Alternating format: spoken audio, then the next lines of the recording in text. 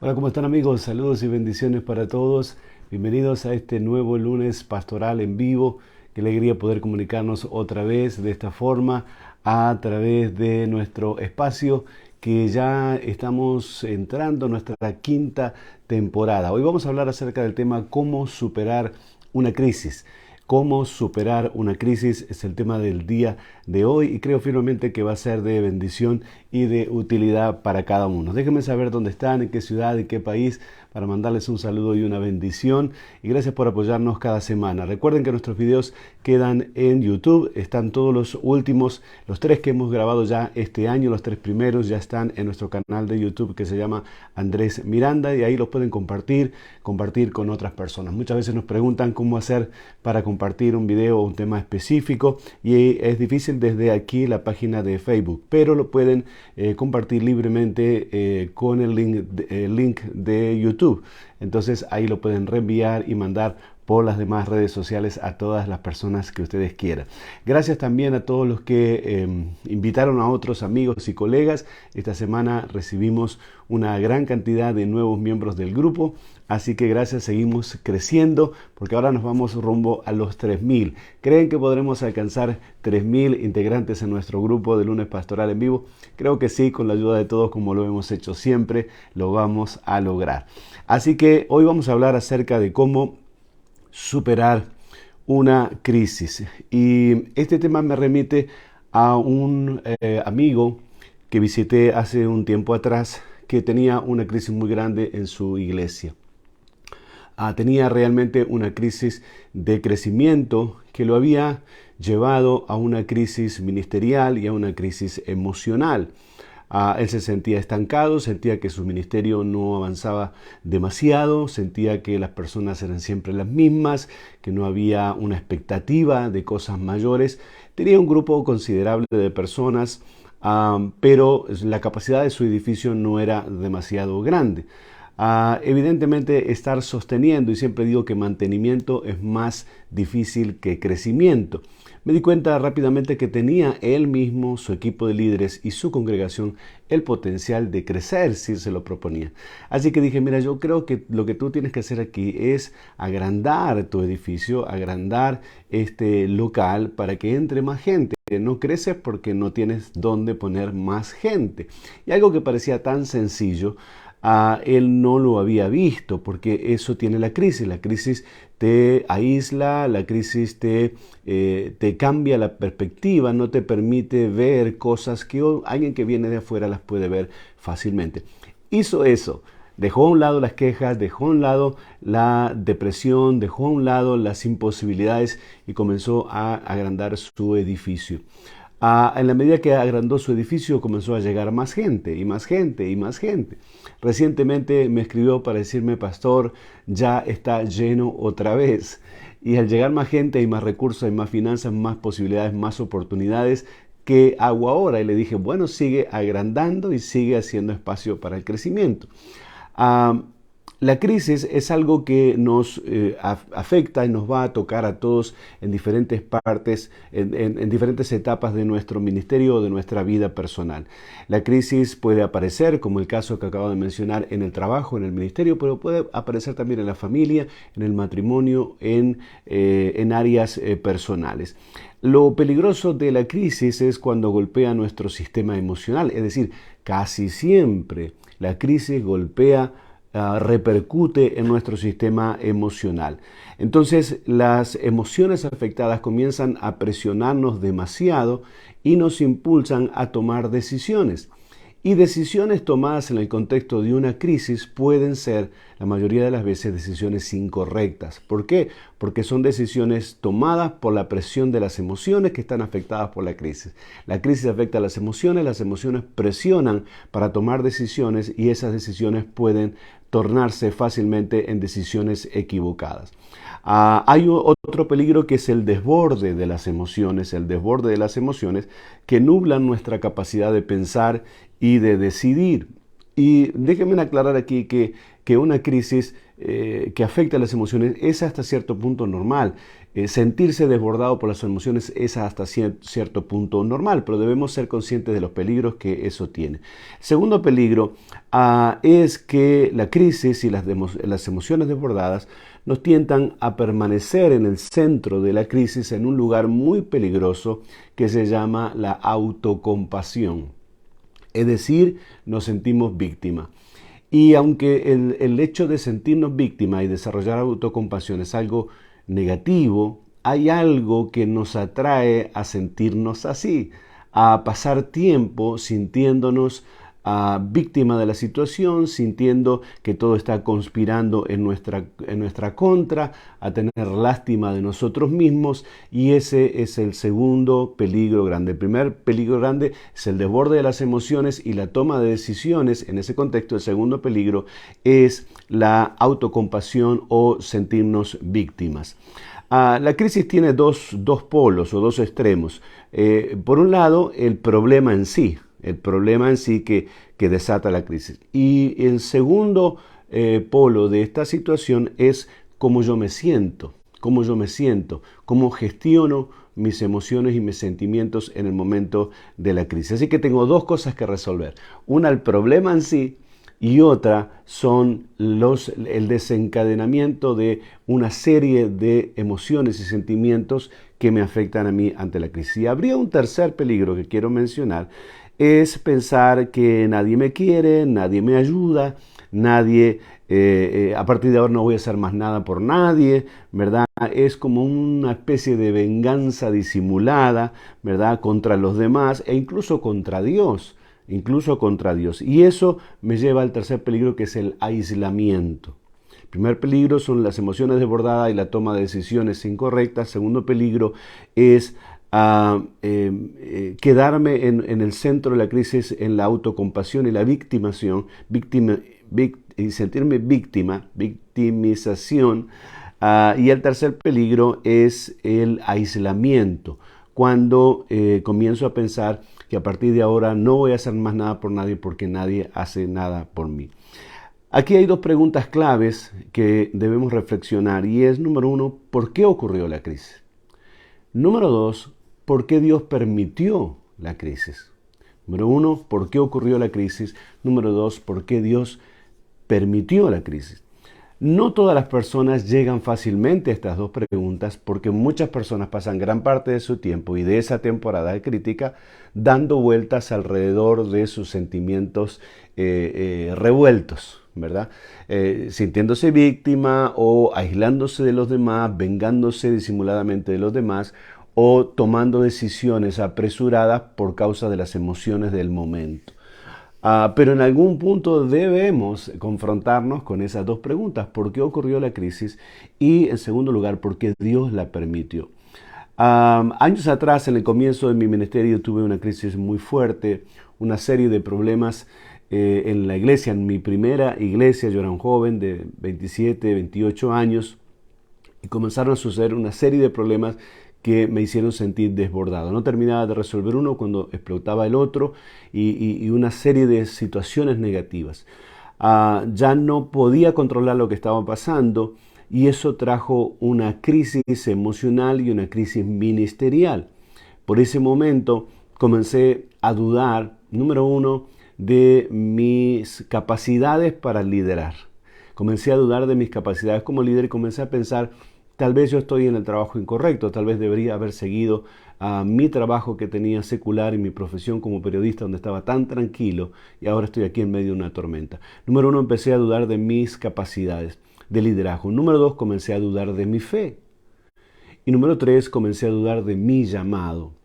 Esa batería de esas tres situaciones me debilitaron bastante. No me ayudaron ni a entender la crisis, ni a descubrir la verdad de la crisis, y mucho menos a resolverla. Y después les voy a contar cómo salí de eso. Estoy saludando a los que están entrando ahora. Gracias por estar ahí y por su fidelidad. Dejen sus comentarios, por favor. Compartan también sus opiniones ahí para que esto se vuelva más interactivo, y siempre nos bendice mucho escuchar y saber lo que ustedes piensan. Ahora, tenemos que enfrentarnos a las dos preguntas que nos llevan a las causas de las crisis, de una crisis, las causas de una crisis. Número uno, las causas de una crisis pueden ser que no viste lo que aquí llamamos las banderas rojas. Las banderas rojas son las banderas de alerta, las señales de alerta de que algo no está funcionando bien. Muchas veces en los dispositivos modernos tenemos una notificación que se enciende en rojo cuando algo está mal, cuando la batería está baja, cuando el teléfono está muy recalentado porque lo hemos tenido al sol, ¿verdad? Aparecen unas señales, unos avisos, lo que llamamos las banderas rojas. Así que una de las causas de la crisis es que no viste las banderas rojas. Y al no ver las banderas rojas, las señales de alerta, dejaste pasar cosas. Y en el tiempo, todas esas cosas que fuiste dejando pasar y que no te diste cuenta que eran señales, que eran banderas rojas, en un determinado momento explotó la situación y se convirtió en una crisis. Así que una de las causas de la crisis es no ver las banderas rojas, ignorar las señales de que algo no está bien, ignorar las señales de que necesitas hacer algo al respecto. La segunda causa puede ser que no hiciste cirugía a tiempo. No hiciste cirugía a tiempo. Hay personas y hay líderes que no son de tomar acción, son de dejar correr las cosas y piensan que si ellos no intervienen las cosas se van a resolver solas. Y dejan pasar las cosas hasta que explote, hasta que reviente o hasta que quién sabe qué. No toman el toro por los cuernos, como decimos. Y tú sabes muy bien, y yo también, que en medicina cuando hay un problema en el cuerpo humano, en tu niño, en tu hijo, tu hija, y lo llevas al doctor, y lo llevas tarde, es decir, que ya no puede hacer una cirugía, digamos, de apendicitis o de la vesícula o de algo, eso puede ser catastrófico, porque se perdió una oportunidad de tomar acción en un momento justo. Y hay muchas veces en ciertos problemas que hay un momento justo y que tú te das cuenta y tu discernimiento te lo dice y el Espíritu Santo te lo dice, tienes que hacer algo ahora. Tienes que hacer cirugía ahora. Pero claro, cirugía es algo delicado y a veces no nos sentimos listos para hacer cirugía en ese momento, para tomar una decisión en frío, razonada, viendo lo que está pasando y la cantidad de banderas rojas que están encendidas. Es el momento de hacer cirugía, pero nosotros dejamos pasar el momento y esperamos y oramos para que el problema se arregle solo. Y la verdad que cuando algo está mal, si tú no haces nada, se va a poner peor. Otra vez, cuando algo no está marchando bien, cuando algo está mal, si no hacemos algo, se va a poner peor. Eso es una ley. ¿Okay? Es como en los automóviles, cuando hay algo dañado en tu automóvil y no lo arreglas, se va a poner peor y te va a salir más caro la reparación. Aquí es más o menos lo mismo.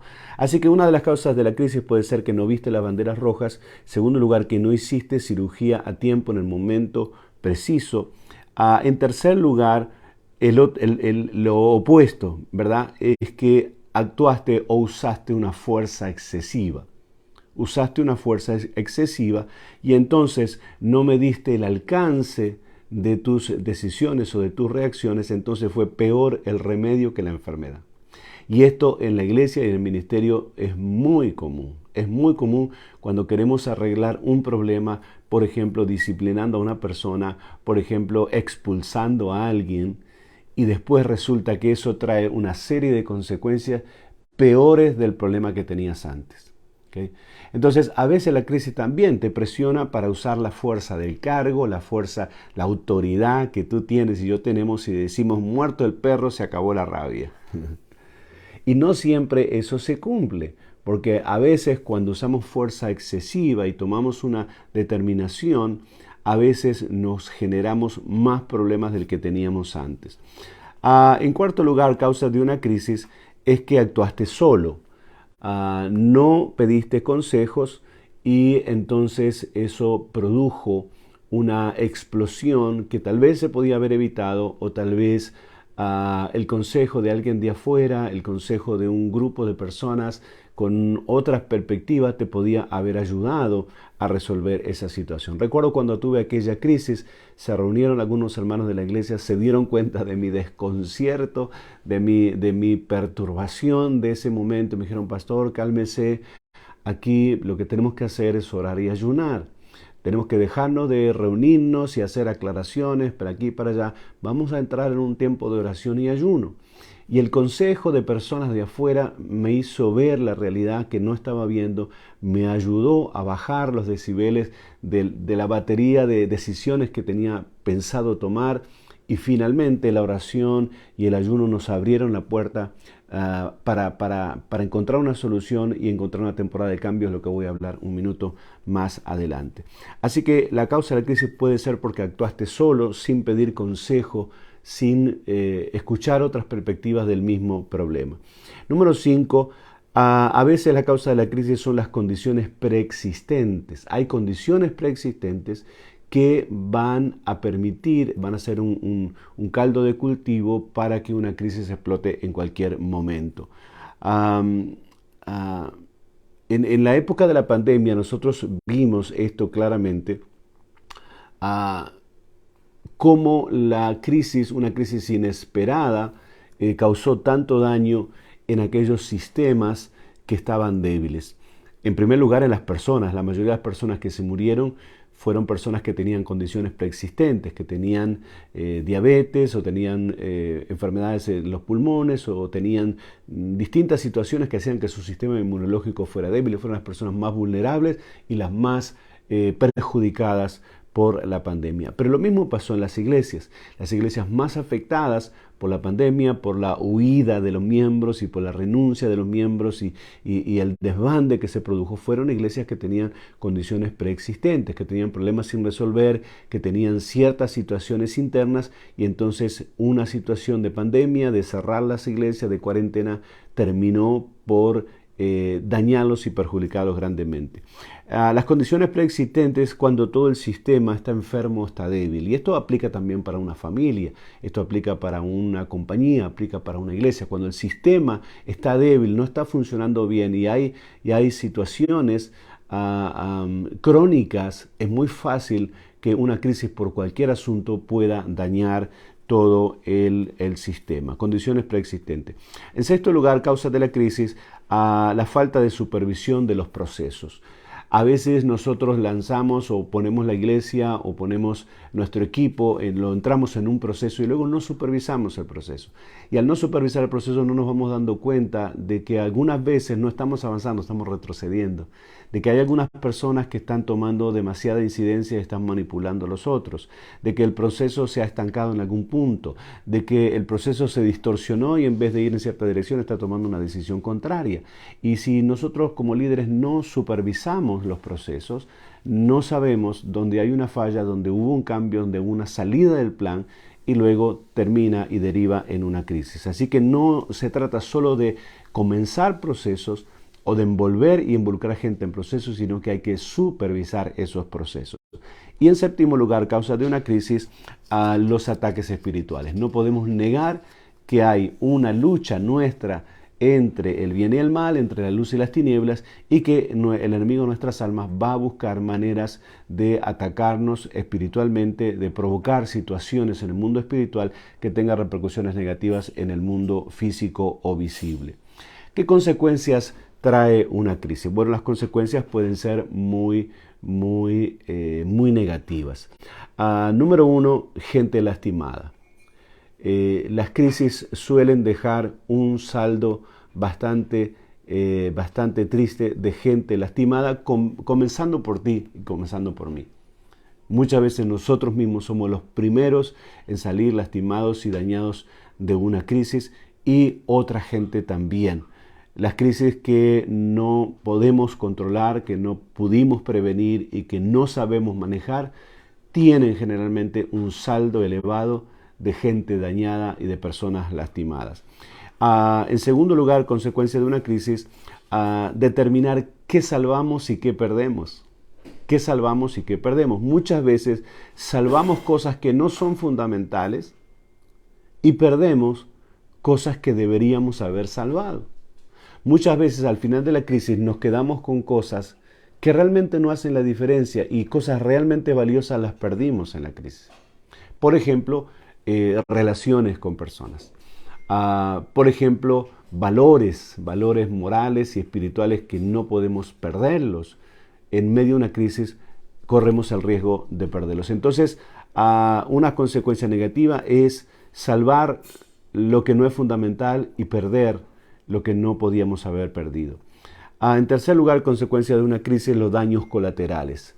Daños en las finanzas, daños en los planes que teníamos, atrasos, una serie de situaciones negativas en el contexto donde estábamos trabajando, que llamamos daños colaterales. En cuarto lugar, procesos largos de autocompasión, sufrimiento, de recoger los daños, atraso y desconfianza. Procesos largos de autocompasión, sufrimiento, recoger los daños, atraso y desconfianza. A veces una crisis que explotó rápidamente, se desarrolló y se produjo en días, va a necesitar años en que podamos salir de ella. ¿Por qué? Porque vamos a pasar por todas esas etapas que he mencionado antes, ¿verdad? Nos va a atrasar en la visión, nos va a atrasar en el propósito, nos vamos a volver líderes desconfiados y entonces una crisis que explotó en días puede costarnos años de recuperación. En quinto lugar, consecuencia de una crisis, caos y desconcierto. No sabes para dónde ir, no sabes qué hacer, no sabes por dónde empezar. En sexto lugar, pérdidas. Las crisis pueden traer unas pérdidas irreparables. Otra vez, la pandemia es un ejemplo cercano y claro de esto. Pérdidas financieras, pérdidas de la autoconfianza, pérdida de la confianza de los demás. Esto es terrible cuando los demás pierden su confianza en ti o en mí como líderes. En séptimo lugar, consecuencia de la crisis, preguntas. Y estas preguntas son difíciles, son dolorosas. ¿Se podía haber evitado? ¿Pude haber hecho algo y no lo hice? ¿Qué hice yo para merecer esto? ¿Cómo se arregla? ¿Tiene arreglo? Estas son las preguntas de la crisis, las preguntas de la crisis.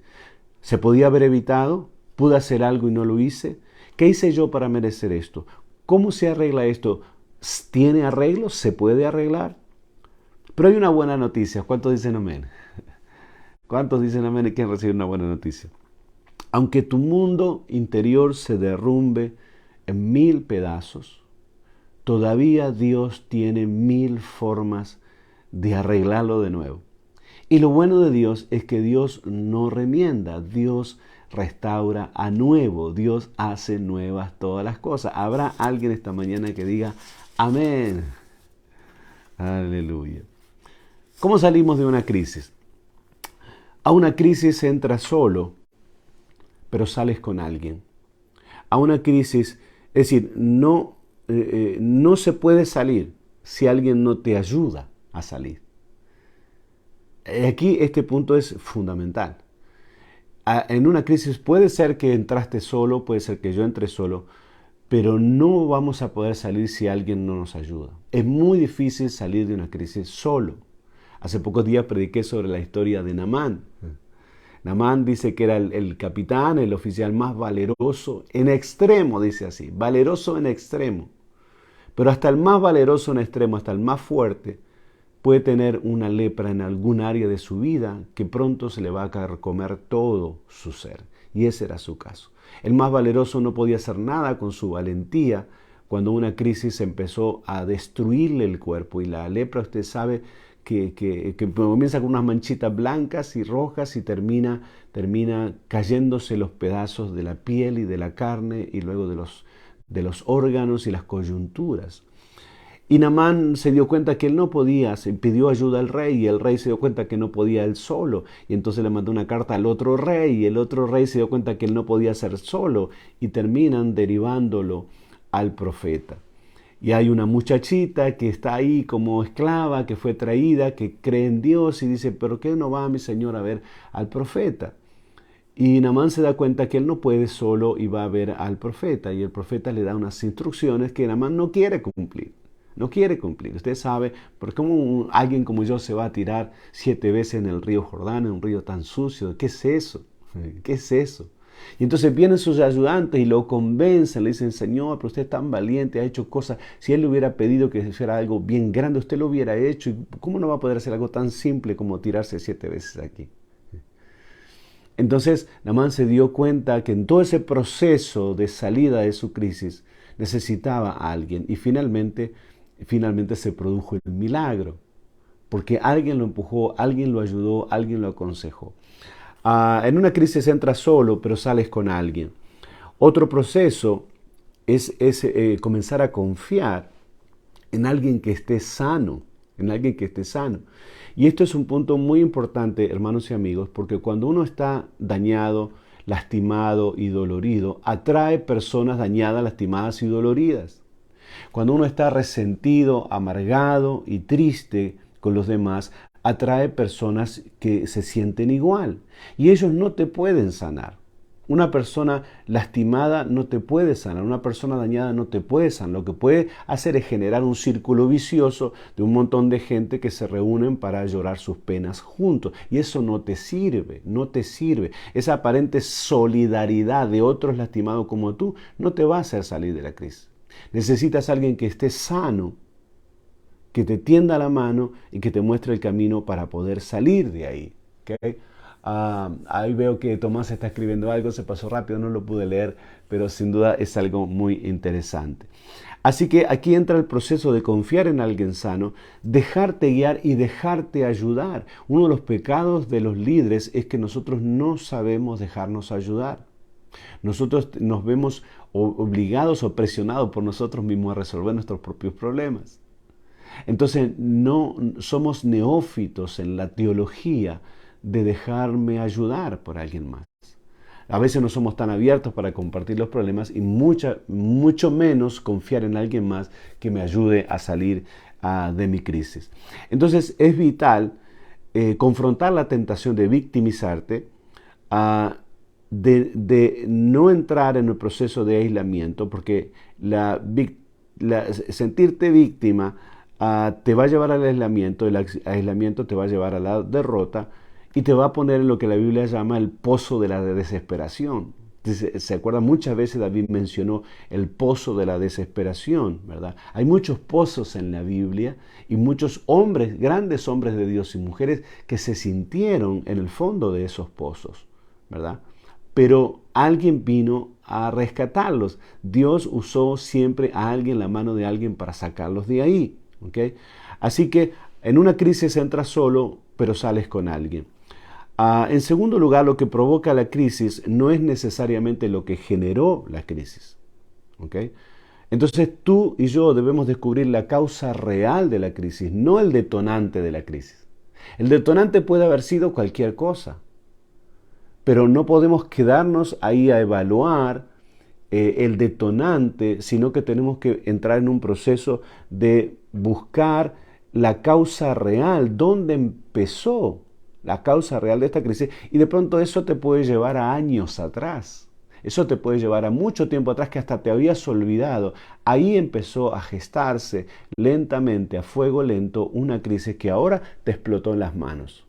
Te explotó por una tontería tal vez, por una diferencia de opiniones, pero esa no fue la causa real y profunda. La causa real y profunda está mucho más allá, mucho más disimulada, y tú tienes que buscarla. Descubrir la causa real, no el detonante. ¿Okay? Anótelo por ahí, descubrir la causa real de la crisis. En tercer lugar, la búsqueda de la verdad puede ser dolorosa. La búsqueda de la verdad puede ser dolorosa, especialmente si descubres que fuiste tú el causante de la crisis. Así que quiero advertir, está muy bien buscar la verdad, está muy bien empezar a remover los escombros y buscar la raíz, pero ojo, porque puede ser que tú descubras el dolor de reconocer que fuiste tú al final el que originó esa crisis. Ahora, aquí hay un peligro en este descubrimiento y es la culpa. Es la culpa. La culpa no es tu amiga, la culpa no es mi amiga. Entonces, cuando tú descubres que fuiste tú el causante de la crisis, Tomás dice descubrir la causa real, no el detonante. Perfecto. Entonces aparece un peligro que es la culpa. Yo y nosotros, hermanos, nosotros latinos tenemos una tremenda influencia del catolicismo y de las oraciones y los rezos católicos que decían por mi culpa, por mi grandísima culpa. Y eso se nos quedó tan metido en nuestra mente que siempre está operando ahí una teclita que en ciertas situaciones salta y que nos hace sentir culpables. La bendición de buscar la verdad y que puede ser dolorosa es que puedes cambiar. Pero tú no puedes cambiar hasta que no descubres la verdad. Entonces, si tú buscas la verdad y te encuentras el momento doloroso que te das cuenta que tú fuiste el que causaste la crisis, eso es doloroso. Lo bueno de eso es que puedes cambiar. Ahora, si tú no llegas a ese descubrimiento y sigues pensando que lo que te pasó es por culpa de alguien más, o por culpa del sistema, o por culpa de los colegas, o por culpa de la crisis económica, o por culpa de Raimundo y todo el mundo, entonces tú nunca vas a poder cambiar porque nunca llegaste al punto de reconocer que fuiste tú o que fui yo el causante de la crisis. Es doloroso, pero la bendición de ese dolor es que tú y yo podemos cambiar. Alguien dice amén, si no puede decir amén, diga ay, ay, ay. En cuarto lugar, la salida de la crisis provoca cambios. Repita conmigo, cambio, cambio. La crisis provoca cambio. La crisis en realidad no es tan mala. El origen de la palabra crisis está asociada, más que a dolor o problema, a cambio. Nosotros asociamos crisis a problemas. Pero en realidad la expresión original de la palabra crisis es cambio, es cambio. Entonces, yo he tenido a lo largo de mi vida una frase que me ha acompañado, como yo le digo, un versículo bíblico que no está en la Biblia, que me ha ayudado mucho, y es a grandes problemas, grandes soluciones. Cada vez que yo he tenido grandes problemas, Dios me ha ayudado a pensar y a crear grandes soluciones. Y esas grandes soluciones me han hecho avanzar. Los problemas te frenan y te detienen y te presionan para que te sientas víctima y te sientas lástima de ti mismo y te mantengas ahí en ese círculo vicioso. Pero cuando tienes un gran problema y puedes imaginar una gran solución, esa gran solución te empuja adelante y nunca la habrías instrumentado si no hubieras tenido un gran problema. Nosotros, por ejemplo, tenemos ahora en la iglesia un sistema por el cual se puede ofrendar y diezmar con el teléfono celular. Bien simple, no tienes que escribir cheques, no tienes que andar con plata en efectivo. Es bien simple, si no vienes a la iglesia igual puedes ofrendar y diezmar si estás de vacaciones o estás de viaje. ¿Okay? Pero esa gran solución la creamos en un momento de un gran problema, que fue cuando la gente no podía venir a la iglesia porque la iglesia estaba cerrada por la pandemia. ¿Y cómo hacemos ahora? Entonces un gran problema nos movió a crear una gran solución y ahora tenemos una gran solución que es una gran bendición que surgió de un gran problema. ¿Alguien me está entendiendo? Tú no tienes tiempo a pensar en grandes soluciones porque estás pensando demasiado tiempo en el problema. Y como le estás dando vuelta al problema y le estás dando vuelta al problema, tus neuronas creativas no tienen espacio suficiente y energía suficiente para pensar en soluciones. Entonces, en la medida que tú dejes el problema ya no se puede cambiar, el pasado no se puede cambiar ni se puede arreglar. Entonces, y dediques esa energía en crear soluciones, eso es lo que te va a hacer avanzar. Darle vueltas al problema no te va a hacer avanzar y no me va a hacer avanzar a mí tampoco. A grandes problemas, grandes soluciones. Alguien que repita conmigo este versículo que no está en la Biblia, pero que es muy real. A grandes problemas, grandes soluciones. Cambio, cambio, cambio es la bendición de la crisis. Cambio es la bendición de la crisis. Otra vez, repítalo conmigo. Cambio es la bendición de la crisis. ¿Por qué? Jesús lo dijo claramente, porque no se puede poner vino nuevo en odres viejos. Porque hay sistemas, hay formatos, hay costumbres y hay tradiciones que están demasiado viejas y desgastadas para que algo nuevo pueda venir de Dios. Entonces tiene que haber una crisis que termine de romper lo que ya se estaba rompiendo hace rato. Y entonces ahí viene la posibilidad de instrumentar cambios. El cambio es la bendición de la crisis. El cambio es la bendición de la crisis. Aleluya. Muy bien, todo cambio, no le va a gustar oír esto. Si no le va a gustar oír, mejor no se lo digo, terminamos aquí, cantamos un corito y nos vamos. ¿Está bien? Todo cambio comienza conmigo y comienza contigo. Si tú no cambias, nada cambia. Si tú no cambias, nada cambia. Y este es el problema que tengo vez tras vez tras vez en mi trabajo con los pastores. Y es que no quieren cambiar, no quieren cambiar. Vamos a ver, Omar dice, grandes problemas, grandes soluciones. Muy bien, perfecto. Este es el gran problema de la iglesia. Un gran número de pastores no quieren cambiar. Es decir, quieren los frutos de un cambio que no están dispuestos a hacer. ¿Por qué? Porque muchos pastores estamos enamorados de nuestra forma de hacer las cosas. Se lo digo con temor y temblor, con cariño y con respeto. Muchos pastores y líderes también estamos enamorados de nuestra manera de hacer las cosas y no las queremos cambiar. Y pensamos y queremos que cambien los demás, que cambie el sistema, que cambie la gente. Y no queremos cambiar nosotros, no queremos cambiar nuestro formato, no queremos cambiar nuestros planes, no queremos cambiar nuestra visión, no queremos cambiar nuestro lenguaje. Entonces, pastor amado y pastora también, y líderes que me están escuchando esta mañana, nada va a cambiar hasta que tú cambies. El primero que tiene que cambiar eres tú y soy yo. Y entonces cuando tú cambies y yo cambie, va a haber una aceleración, un aceleramiento, ¿verdad? Claro, todos nosotros queremos que caiga un avivamiento de la noche a la mañana y todo cambie, y todo crezca. Eso no va a ocurrir hasta que no haya un cambio en ti y en mí. Por eso Jesús necesitó traer a Pedro a solas para hablar con él si estaba dispuesto a hacer ese cambio interno, profundo y poderoso. Y después que Pedro cambió, su ministerio cambió. ¿Alguien me está escuchando? Entonces, es muy importante, cambio es la bendición de la crisis, pero no hay cambio si tú no quieres cambiar. Yo a veces lo digo un poco en broma, un poco en serio, que los pastores y los líderes nos encanta que la gente cambie y vivimos predicando la necesidad de cambiar y le vivimos diciendo a la gente que tienen que cambiar, tienen que cambiar. Pero nosotros no somos capaces de cambiar nuestro peinado. Algo tan simple como el peinado.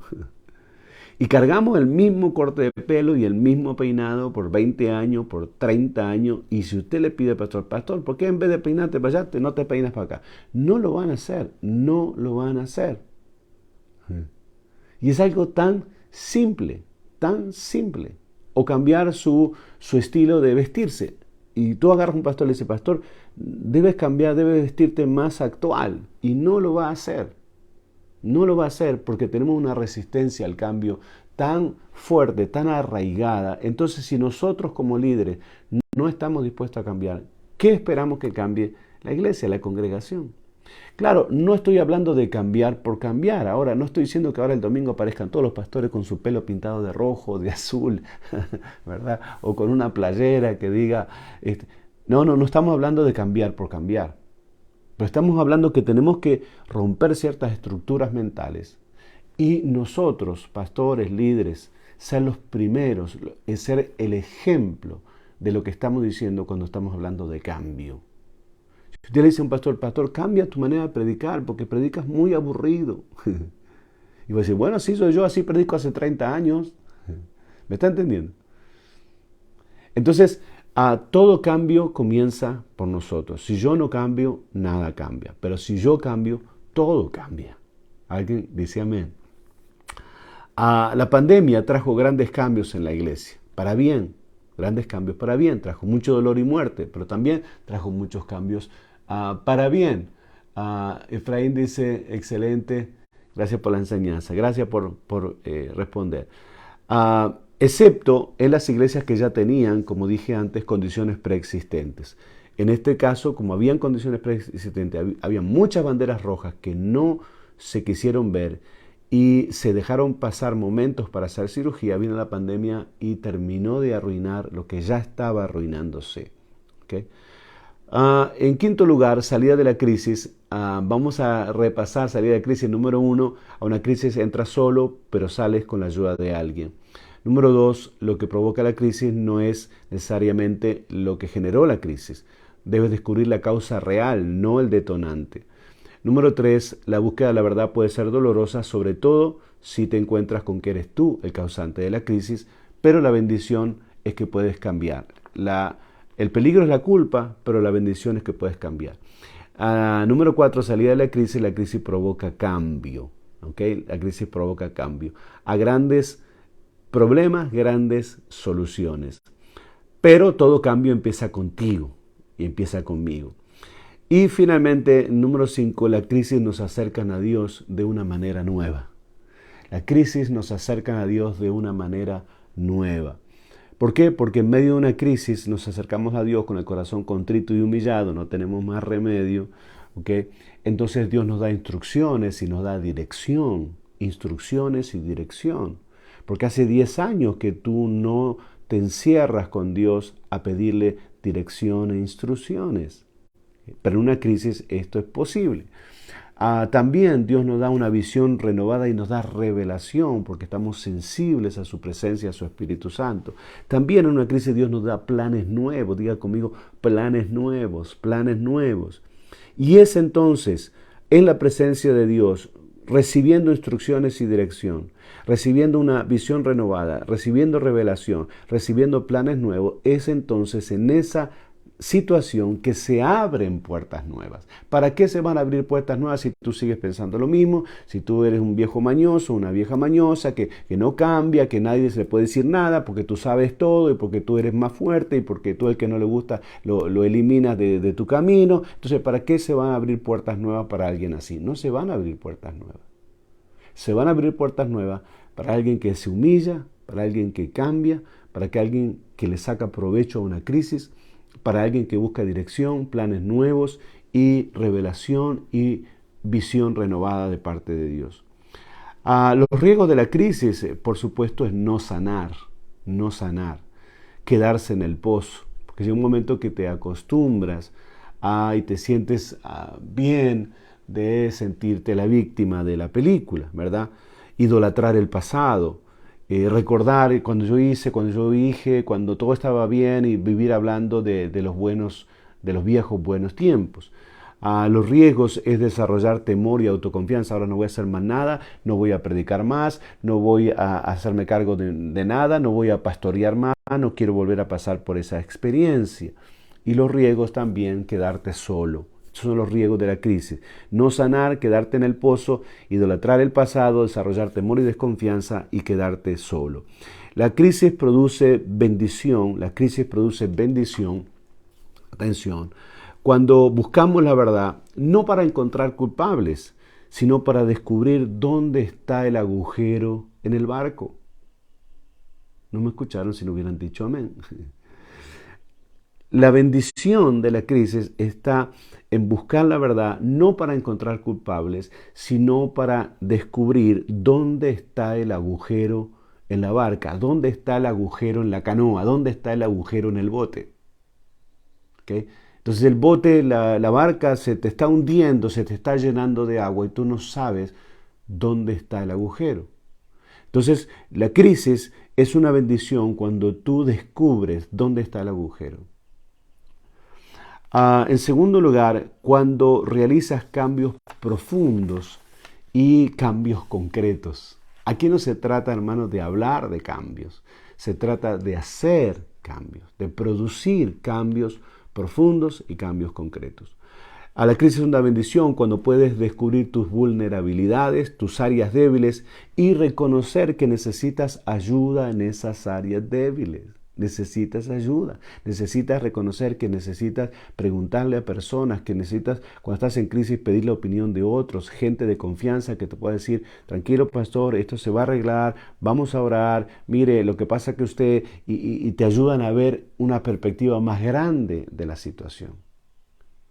Si tú eres llanero solitario o tú eres una persona que no le gusta que nadie le diga nada, entonces va a ser más difícil. Pero cuando tú después de una crisis reconoces que en ciertas áreas eres vulnerable y eres débil, entonces tú vas a aprender a trabajar con otros, a escuchar a otros y a confiar en otros, ¿verdad? La crisis es una bendición cuando te secas las lágrimas, porque todos vamos a derramar muchas lágrimas, pero hay un momento de verter lágrimas y hay un momento de secarse las lágrimas y vuelves a empezar. La Biblia dice 7 veces se cae el justo, pero las 7 se levanta. No hay ninguna gloria en quedarte caído, derrotado, mire lo que me hicieron, mire, otra vez fui víctima, la gente es mala, el sistema es malo, mi supervisor me dejó tirado. No hay ninguna gloria en quedarse tirado, la gloria está en volverse a levantar. ¿Okay? La crisis es una bendición cuando te caes, pero después te levantas. La crisis es una bendición cuando sales mejor y sales más maduro y sales más fuerte. Entró una persona a la crisis, pero sale otra completamente diferente. O sea, la desgracia de una crisis es entrar siendo una persona y salir de la crisis igual. Esa es la maldición de una crisis, es la desgracia de una crisis. Pero cuando tú reconoces que entraste en una crisis, que sufriste, que tuviste pérdida, que hubieron daños colaterales, que se cayó todo, que hubo caos y confusión, pero sales de esa crisis transformado en una persona renovada, nuevo, fortalecido, entró una persona pero salió otra. Esa es la bendición de la crisis. Si saliste igual, entonces no sirvió para nada, no aprendiste nada. Dígale al que está a su lado, te están hablando. No aprendiste nada. Si sales igual de la crisis, no aprendiste nada y fue en vano ese proceso. Pero si entraste de una forma y sales de otra y sales mejor, entonces esa crisis fue una bendición. La crisis también es una bendición cuando el caos ordena. Cuando el caos ordena, hubo una revolución, pero después que se calmaron las aguas, todo quedó ordenado. Y a veces Dios, y en aquel tiempo que le comenté la crisis que tuve en la primera iglesia que me tocó pastorear, fue un caos tan grande que yo pensé que ni yo me iba a quedar en la iglesia. Vio cuando usted dice, Señor, limpia la iglesia, y se empieza a ir la gente, y usted dice, no limpies más porque si no, ni yo voy a quedar aquí.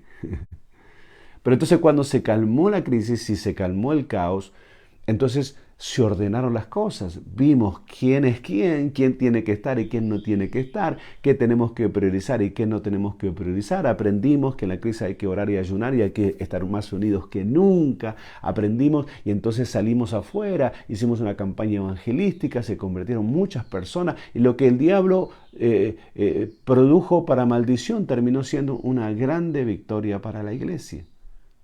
Y entonces yo me di cuenta que no puedo confiar en mis fuerzas, que tengo que confiar en el Señor y en los demás, en los que Él ha puesto a mi lado para ayudarme en los tiempos de crisis. Y salimos de esa crisis bendecidos a tal punto que después tuvimos que botar las paredes, tirar las paredes abajo y agrandar por causa de la bendición y las almas nuevas que el Señor envió.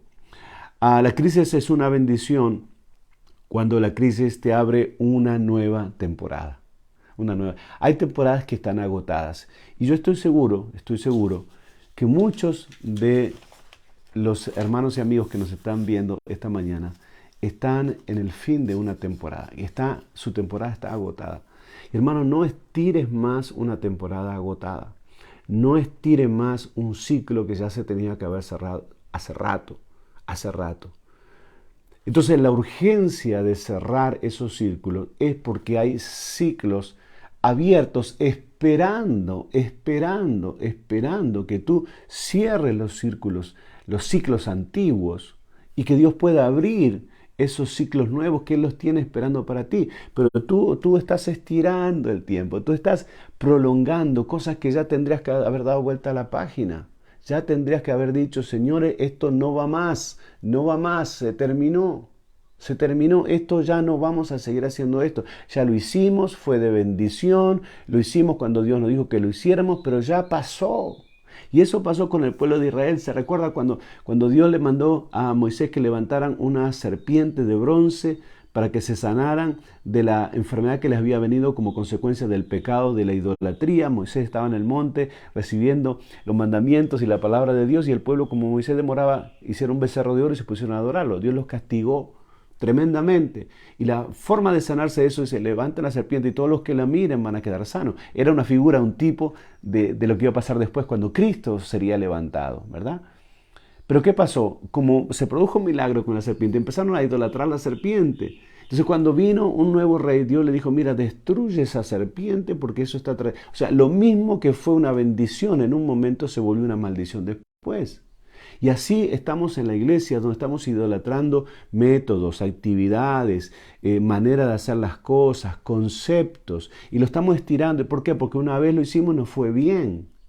Pero es eso mismo que te ayudó a llegar hasta donde estás, es lo que te está frenando donde estás. Y tienes que deshacerlo, y tienes que dar vuelta a esa página, tienes que cerrar ese ciclo, porque hay ciclos nuevos de Dios, de bendición, de victoria, de aumento, de multiplicación, esperando que tú cierres los ciclos antiguos, que no los quieres cerrar, no quieres cambiar, quieres seguir insistiendo con lo que te dio resultado ayer. Lo de ayer, el maná de ayer fue bueno para ayer, pero solo el maná de hoy es bueno para hoy. Solo el maná de hoy es bueno. Entonces, ¿tú estás comiendo maná de hoy o maná de ayer? ¿Qué estás comiendo tú? ¿Maná de hoy o maná de ayer? Entonces, es hora de que la crisis te ayude a entender que tienes que salir de las temporadas antiguas para entrar en las temporadas nuevas. Que hay un tiempo para estar en Egipto, hay un tiempo para estar en el desierto, pero después hay que cruzar el Jordán y poseer la tierra.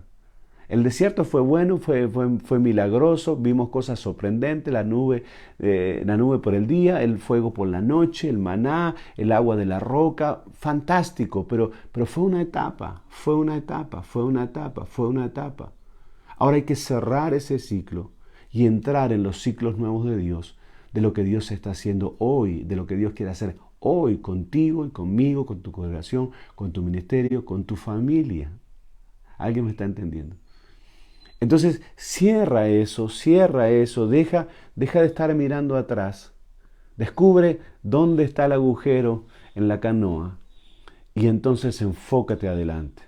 Corramos con paciencia la carrera que tenemos.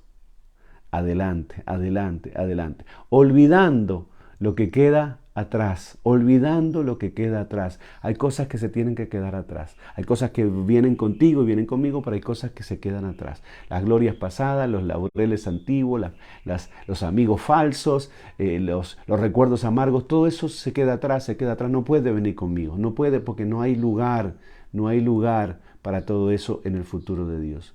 Y avanzar y darle gracias a Dios por la crisis y entender que la crisis al final del día es una bendición, que la crisis al final del día, aleluya, va a producir cambio. Y si hay algo que necesitábamos es cambio, es un aire fresco, es una visión renovada, es la gracia de Dios que se renueva de día en día para ti y para mí. No sé cuál es la crisis que tú estás pasando, pero yo que tú le daría gracias a Dios y le diría, Señor, ayúdame a entender por qué lo permitiste, qué es lo que me estás tratando de decir y qué es lo que quieres que yo cambie. Empieza conmigo.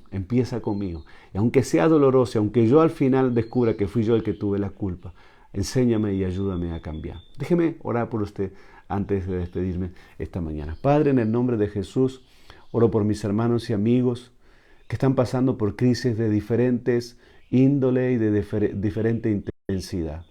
Te doy gracias por la crisis, porque las crisis nos ayudan a bien. Todas las cosas nos ayudan a bien, porque tú eres un Dios de plan y un Dios de propósito. Padre, te pido por aquellos que están sintiendo el dolor de las pérdidas. Estoy pidiéndote por aquellos, Señor, que están todavía en medio del caos y la confusión y que no saben por dónde empezar. Por aquellos que todavía no descubrieron dónde está el agujero en la barca. Pero, Señor, te pido que nos ayudes a ser perseverantes y a ser fieles y a confiar en ti, porque vamos a salir de esta crisis y vamos a salir mejores. Entramos de una forma, pero vamos a salir de otra. Vamos a salir en victoria, vamos a salir renovados y vamos a hacer los cambios que deberíamos haber hecho quizás hace mucho tiempo atrás. Padre, gracias por todo lo que hiciste ayer. Gracias por todas tus bendiciones del pasado. Gracias, Señor, por toda la gloria que vino. Pero ahora queremos las glorias nuevas. Ahora queremos, Señor, una unción fresca. Ahora queremos una palabra fresca. Ahora queremos el vino nuevo. Señor, ayúdanos a desprendernos del odre viejo en la mente, en las emociones, en las rutinas y en las tradiciones de la iglesia. Ayúdanos a crear, a construir odres nuevos que sean capaces de recibir lo nuevo de Dios y poder ver y experimentar lo que tú tienes para nosotros hoy.